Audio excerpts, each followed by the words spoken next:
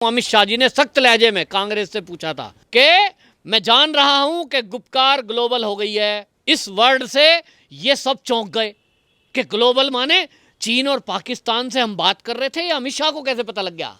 और इसलिए अमित शाह जी का वो लहजा चेतावनी भरा था कि कांग्रेस बताए कि आपका रुख क्या है। जैसे ही हिंट दिया तो कांग्रेस अपने बचाव को मुद्रा में आ गई और उसने कहा देखो जी हमारा तो कोई मतलब नहीं है। नमस्कार, स्वागत है आपका हमारे चैनल पर। जिस तरह से जम्मू कश्मीर में गुपकार के जो कुख्यात जो नेता थे और जो देश विरोधी बातें करने वाले थे, उनका एक गुपकार समझौते में जिस तरह से वो अपने जो है सीमाएं लांघ करके देश विरोधी जिस तरह से षड्यंत्र रचे थे और धारा 370 और 35A को वापसी की मांग कर रहे थे, इसको देखते हुए केंद्रीय गृह मंत्री अमित शाह जी ने जब सख्त एक्शन लिया तो ये इन लोगों के होश उड़ गए और ये तिलमिला गए और इनके बीच में जो है दरार पड़ गई। और केंद्रीय गृह मंत्री ने, सरकार ने जब इनसे पूछा गया है कि क्या कांग्रेस भी इतने साल पुरानी पार्टी होकर के भी जो तुमने जो है जो गलतियां की हैं फिर भी क्या दोबारा इसको दोहराना चाहते हैं, तो कांग्रेस तो पीछे हट गई और इस तरह से जो है तमाम जो गुपकार का संगठन था वो तितर बितर हो गया। EDC का जो जिला विकास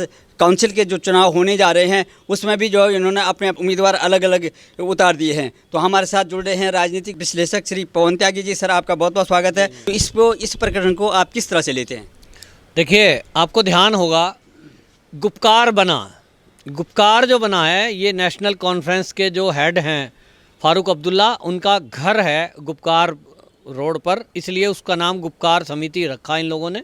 और वहाँ बैठ कर के जो इन्होंने एजेंडे सेट किए, हमें ये करना, उसमें एक इन्होंने ये था जो सबसे ख़तरनाक था कि हम धारा 370 और 35A कश्मीर में वापस लगाएंगे।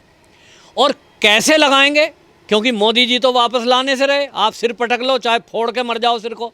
तो इन्होंने ये कह दिया था महबूबा मुफ्ती ने अलग से एक बयान में कि चाहे हमें, ये फारूक अब्दुल्ला के ही वर्ड थे, चाहे हमें चीन की मदद लेनी पड़े। अब ये इनके मुंह से निकल गया था, लेकिन आपको बता रहा हूं कि इस पर जो कड़ी प्रतिक्रिया भाजपा ने दी और अमित शाह जी का जो कड़ा संदेश आया, अमित शाह जी का आपको बयान ध्यान होगा, उन्होंने अभी 2 दिन पहले एक कड़ा संदेश देते हुए कहा कि ये जो गुपकार है, ये जो गुपकार गैंग है, ये ग्लोबल हो गया है। अब इसके मायने समझिए कि अमित शाह देश के गृह मंत्री हैं और वो कह रहे हैं कि गुपकार ग्लोबल हो गया है का मतलब क्या है। इसी में सारी रहस्य है और इसी से दरार पड़ना तय हो गया था। अब आपको बताता हूँ विस्तार से बात क्या हुई कि ये जो गुपकार समिति है, ये गुपकार में वो लोग हैं जिसमें नेशनल कॉन्फ्रेंस है, जिसमें PDP है, जिसमें कई अलगाववादी ताकतें लोकल हैं, जिन पर हमेशा ये आरोप रहा है कि वो आतंकवादियों से संबंध रखते हैं पाकिस्तान के, और वहाँ से उनको पैसा आता है हवाला के जरिए, और वो कश्मीर के युवकों को बंदूक नहीं तो पत्थर थमाते हैं, ये काम करते हैं। उनको कई बार जेल हो चुकी है। अब ये लोग धारा 370 और 35 से हटने से ये हो गए बेरोजगार, कोई पूछता नहीं, नज़रबंद भी कर दिए गए इनमें से बहुत लीडर। लेकिन इनको इस कंडीशन में छोड़ा गया नज़रबंदी से जब वापस आए थे कि भाई ठीक है, हम कुछ कर तो रहे नहीं है, हमें खामोखा सरकार परेशान कर रही है, हम तो इस देश के संविधान को मानते हैं, ऐसे इन्होंने बयान दिए थे कोर्ट में। उसके बाद इनको रिहा किया गया। लेकिन जैसे ही बाहर आए तो ये महबूबा मुफ्ती क्या बोलती है कि इस कश्मीर के युवकों के पास बंदूक उठाने के अलावा और कोई ऑप्शन ही नहीं है। और ये बयान किसी भी देश में, किसी भी संविधान में ये राष्ट्रद्रोह है कि आप युवकों को सरकार के विरुद्ध बंदूक उठाने को कह रहे हो। आपकी इतनी हिम्मत कि आप कह रहे हो तिरंगा उठाने वाला नहीं मिलेगा। ये बयान इन्होंने दिए थे, लेकिन ये बचकर आ गए थे कोर्ट में झूठा बयान देकर के कि हम कुछ इस देश के विरुद्ध नहीं करेंगे, हम देश की सरकार में अपना और संविधान में विश्वास रखेंगे। जैसे ही बाहर आए इनके सुर बदल गए। तो इन्होंने सोचा कि सारे दल मिल जाओ, और मिले क्यों ये आपको बता रहा हूँ। ये मिले इसलिए कि चीन नहीं चाहता कि कश्मीर में शांति हो। चीन नहीं चाहता कि पाकिस्तान का जो आतंकवाद है, चीन प्रायोजित आतंकवाद, वो ख़त्म हो या बंद हो। और इसलिए वो पाकिस्तान को पैसा देता है, पाकिस्तान इन अलगाववादियों को देता है, और ये कश्मीर के युवकों को भड़काकर हमारी सेना के विरुद्ध इस्तेमाल करते हैं। और इसलिए जब अमित शाह ये बयान देते हैं कि ये जो गुपकार है, जिसमें एक दूसरी विचारधारा से मेल नहीं खाने वाले लोग हैं, पीडीपी और आप देखिए नेशनल कॉन्फ्रेंस हमेशा एक दूसरे के खिलाफ लड़ते आए हैं, और ये आज मिल गए हैं, एक जगह बैठे हैं। क्यों? क्योंकि चीन का इशारा है, चीन से फंडिंग आ रही है, और चीन से जो फंडिंग आ रही है वो किस लिए? कि इस देश में अस्थिरता पैदा करो, इस देश में बवाल पैदा करो, इस देश में आतंकवाद को बढ़ावा दो। अब ये जो है बात, ये गुप्तचर एजेंसियों ने अमित शाह जी को बताई, क्योंकि ये लोग रडार पे थे। ये तो सोच रहे सरकार पागल है, पहले की तरह जैसे कांग्रेस शासन में 70 साल तुम ऐश करते रहे, बच्चे विदेशों में पढ़ते रहे, तुम यहाँ बादाम खाते रहे बैठ करके कश्मीर की वादियों में और मजे लेते रहे। अब नहीं चलेगा। अब गुप्तचर एजेंसी इनकी एक एक गतिविधि पर, ये बाथरूम में जाके भी अंदर घुस के फुसफुसाएंगे ना फोन पे अपने आकाओं के साथ, चीन और पाकिस्तान के, कि हाँ जी, तो इनकी वो आवाज़ भी सैटेलाइट में कैच हो जाएगी। ऐसे डिवाइस हैं, ये मैं बता रहा हूँ आपको, जो मुझे अंदर की खबरें लगी हैं। और इसलिए इनकी सारी पोल पट्टी खुल गई, और अमित शाह के पास यहाँ के जो गुप्तचर एजेंसी हैं उन्होंने रिपोर्ट प्रस्तुत कर दी कि ये जो पीडीपी के लोग हैं, एनसीपी के लोग हैं और कांग्रेसी हैं, ये सब लोग मिल करके यहाँ प्लान कर रहे हैं कि कश्मीर में दोबारा से जब ये चुनाव आएगा तो चुनाव के नाम पर ये गांव-गांव जाएंगे, लोगों को बरगलाएंगे, बहकाएंगे, फुसलाएंगे और पैसा बांटेंगे, और उसके बाद दंगे कराएंगे। उसके बाद सेना के खिलाफ फिर से हथियार उठवाने की कोशिश करेंगे, और इसलिए इनके खिलाफ सख्त एक्शन लिया जाए। और इसीलिए आपको बता रहा हूं, अमित शाह जी ने सख्त लहजे में कांग्रेस से पूछा था, क्योंकि कांग्रेस एक नेशनल पार्टी है। ये तो कश्मीर की पार्टी है, पीडीपी हो गई, नेशनल कॉन्फ्रेंस हो गई, या अलगाववादी कुछ ताकतें हो गई, ये तो कश्मीर तक सीमित हैं। लेकिन कांग्रेस राष्ट्रीय पार्टी है और इस देश की सबसे पुरानी पार्टी है। बहुत सारे सीनियर लीडर उसमें हैं जो देश के गृह मंत्री रह चुके हैं, रक्षा मंत्री रह चुके हैं, प्रधानमंत्री रह चुके हैं, और ऐसे में उनको चेतावनी देना बनता था कि कल को कोई देश का कोर्ट, कोई व्यक्ति ये ना कहे कि कांग्रेस के खिलाफ बदले की कार्रवाई से कोई कार्रवाई कर रही है मोदी सरकार। और इसलिए अमित शाह जी का वो लहजा चेतावनी भरा था कि कांग्रेस बताए कि आपका रुख क्या है।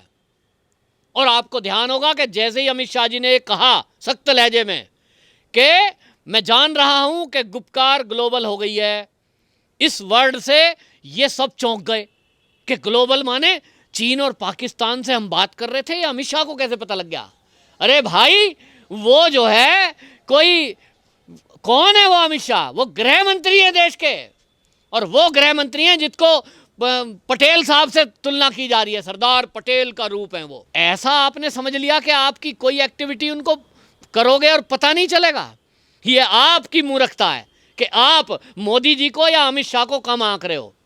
और इसलिए उन्होंने चेतावनी दी कि ये जो ग्लोबल हो गए हैं, अब इनके खिलाफ सख्त एक्शन लिया जाएगा। तो जैसे ही ये लहजा कहा और कांग्रेस से पूछा कि कांग्रेस से पूछता हूं, आप बताइए आपकी स्थिति क्या है, ये चेतावनी थी कांग्रेस के लिए। और कांग्रेस में कम से कम इतना दिमाग तो है ही कि वो समझ गए कि ये अमित शाह है, छोड़ेगा नहीं। और इसलिए कांग्रेस ने समय रहते एकदम तुरंत सुरजेवाला बोलते हैं, हमारा गुपकार से कोई लेना देना नहीं है, हम कुछ नहीं है जी, हम तो बिल्कुल ये अर्गलन है, बोल रहे हैं ये तो जी गलत भ्रामक है, सुरजेवाला बोलते हैं। जबकि सबूत हैं कि आप ही के कहने पे ये सारे दल इकट्ठे हुए हैं, आप ही की चाल है कश्मीर में दोबारा अशांति करने की, लेकिन उन चीज़ों को खोल नहीं सकते, है ना। और इसलिए हिंट दिया गया, और जैसे ही हिंट दिया तो कांग्रेस अपने बचाव को मुद्रा में आ गई और उसने कहा देखो जी हमारा तो कोई मतलब नहीं है। हालांकि इनमें कुछ ऐसे नेता भी हैं कांग्रेसी जो है दो तरह की बातें कर रहे हैं, जिसमें सलमान खुर्शीद वो कुछ बोल रहे हैं कि साहब नहीं आंशिक रूप से हम इनके साथ हैं। आंशिक रूप क्या होता है भाई? बाहर से सपोर्ट। लेकिन नहीं, अब ये जो गुपकार में शामिल हुए थे इनको भी चेतावनी बता दी गई, इन तक मैसेज चला गया कि भैया आप भी अपना तय कर लो, आगे का जीवन जेल में काटना है या आज़ादी से रहना है। अब होम अरेस्ट नहीं होंगे, जैसे अभी पिछले दिनों मौज ली आपने 5-7 महीने कि अपने घर में खा रहे हो बिरयानी, आराम से कॉफ़ी पी रहे हो और बाहर सुरक्षा बल खड़े हैं कि साहब होम अरेस्ट हैं, ये नज़रबंद हैं। अब नहीं, क्योंकि अब जो भाषा आपने बोली है और जो काम अब किया है, चीन और पाकिस्तान के इशारे पर आपने देश की शांति भंग करने का काम जो किया है, जो आपने ये वर्ड बोला है कि धारा 370 और 35A को वापस लाओगे, ये राष्ट्रद्रोह है। और इसलिए देशद्रोह की धारा में अब 20 साल की सजा है सर। तो आगे का जीवन कितना बचा है महबूबा जी? क्यों फारूक अब्दुल्ला जी? 20 साल जेल में रहना है। और इसलिए कुछ नेता उसमें ऐसे थे जिन्हों को लगा कि ये मोदी है, ये अमित शाह है, भैया हमें नहीं काटना आगे का जीवन जेल में, हम नहीं है इनके साथ। और इसलिए उन्होंने अपने अपने नेता अपने अपने अलग अलग खड़े कर दिए। कांग्रेस ने भी कई जगह निर्दलीय खड़े कर दिए हैं, अपने उनके सामने निर्दलीय हो गए हैं। एक जगह तो किश्तवाड़ा में तो पीडीपी और एनसी वाले, नेशनल कॉन्फ्रेंस वाले किश्तवाड़ा में आमने सामने खड़े हो गए, क्योंकि कुछ लोगों ने कहा भैया हम तुम्हारी राजनीति में नहीं आते, ये अमित शाह है, जेल में डाल देंगे, हमारे ऊपर रासुका लग जाएगी और या एनएसए लग जाएगी, हम तो छूटने वाले हैं नहीं। और अब तो बहुत सख्त कानून बना है, तो भैया उसमें तो छूट है ही नहीं, सुनवाई भी नहीं है, तो हमें बख्श दो जी, हम तो अपना शांति से चुनाव लड़ेंगे और जीत के आ गए तो राज करेंगे और जो केंद्र सरकार कहेगा वो बात मानेंगे। और इसलिए फूट हो गई इनमें भय के कारण। ये अमित शाह जी की वर्किंग शैली है, ये काम करने का तरीका है कि उन्होंने किस तरह से समय रहते इनकी चाल को नाकाम कर दिया और इसका खुलासा कर दिया। हिंट ही काफ़ी होता, कहते हैं समझदार को इशारा काफ़ी। वैसे समझदार तो है नहीं, लेकिन हाँ इशारा समझ गए कि अब आगे की ज़िंदगी जेल में काटने के बजाय अगर आराम से रहना है। और आपको बता रहा हूँ, नेता अभी भी जाएंगे अंदर, वो बात अलग है। सरकार सोचती है कि क्यों ज़्यादा महत्व दिया किसी को, हल्ला ही करेंगे कि सरकार हमारे विरुद्ध है। लेकिन आपको बता रहा हूँ पूरी तैयारी कर ली गई है कि चुनाव के समय इनमें से जिसने भी उल्टा सीधा बोला, उठा करके ये जो है राष्ट्रद्रोह के केस में आजीवन बंद, छूटने नहीं है 20 साल। और इसलिए ये जो है दरार पड़ गई इसमें। कांग्रेस की वैसे ही फजीयत बहुत हो रही है। कांग्रेस में आप देख रहे हो कपिल सिब्बल क्या क्या बयान दे रहे हैं। अभी बिहार चुनाव हुआ, गुजरात चुनाव, उपचुनाव हुए, कहीं कांग्रेस का तो नाम ही नहीं है। तो कपिल सिब्बल भी कह रहे हैं 2% वोट मिला है भाई, नेतृत्व के बारे में विचार करो। लेकिन कांग्रेस का तो कल्चर है कि नेतृत्व के बारे में कोई सवाल नहीं करेगा। कहीं सीट आ जाएगी तो कहेंगे राहुल गांधी जी ने बड़ी मेहनत करी थी, प्रियंका ने बड़ी मेहनत करी थी। और जब हार जाएंगे कहेंगे ये तो लोकल नेताओं ने काम नहीं करा। तो ये कल्चर है, उसका रिजल्ट तो हमें पता है।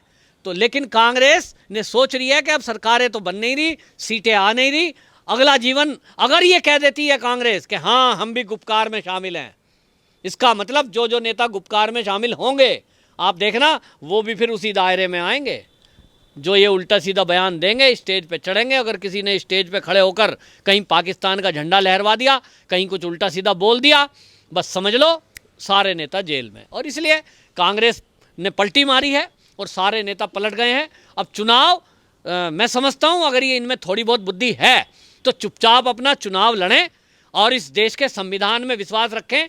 देश की केंद्रीय सरकार जो बन गई है, जो प्रधानमंत्री मोदी जी हैं, उनको इज्जत दें, उनकी बात माने तो भले में रहोगे, वरना वो कैसे सीधा करना है वो अमित शाह जी जानते हैं। आपका बहुत बहुत धन्यवाद।